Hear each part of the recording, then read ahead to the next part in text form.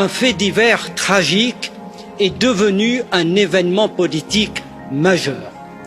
Les 8 minutes glaçantes de l'assassinat de George Floyd ont mis en mouvement des centaines de milliers de personnes à travers le monde pour faire reculer le racisme structurel et les violences policières.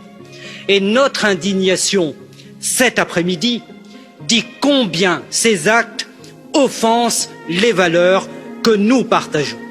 Et c'est pourquoi nous nous tenons aux côtés de ce mouvement et des victimes du racisme et des violences policières pour qu'une réponse concrète soit donnée aux demandes de respect et d'égalité.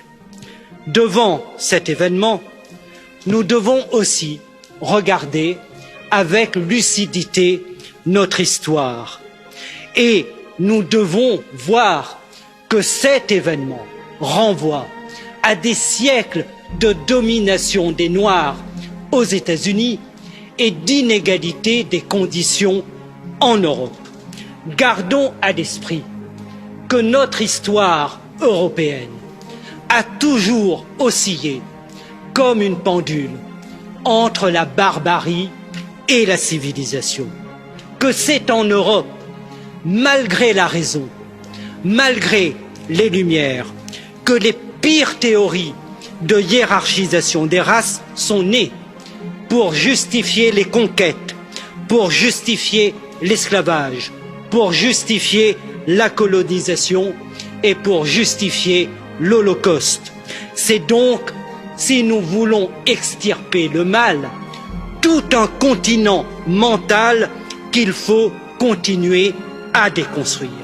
Et c'est aussi tout un système de violence économique qu'il faut combattre parce que, nous l'observons, les inégalités sociales continuent toujours de recouper des inégalités raciales.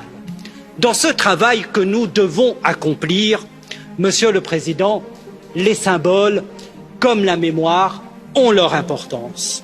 Et c'est pourquoi nous devons proclamer depuis ce Parlement européen, comme le demande notre résolution, que l'esclavage est un crime contre l'humanité et ensemble faisons acte de civilisation.